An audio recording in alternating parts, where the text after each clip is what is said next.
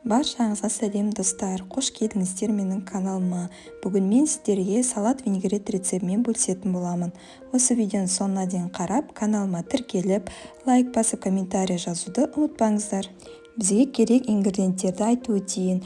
Картоп, свекла, маринадталған қияр, сәбіз, қырыққабат, пияз, сұйық май және тұз. Картопымызды ұсақтап түрпішлеп турап аламыз.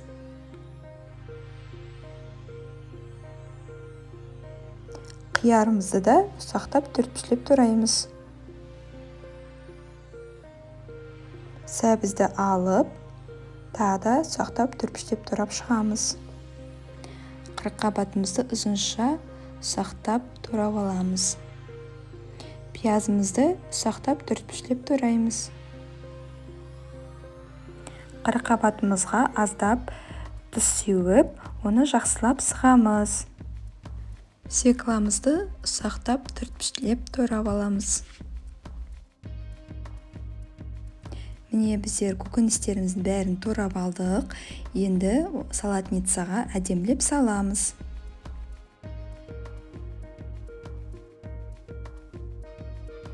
Салатымызға тұзымызды сеуіп, сұйық майымызды құйып, жақсылап араластырып аламыз. Винегрет салатымыз дайын болды.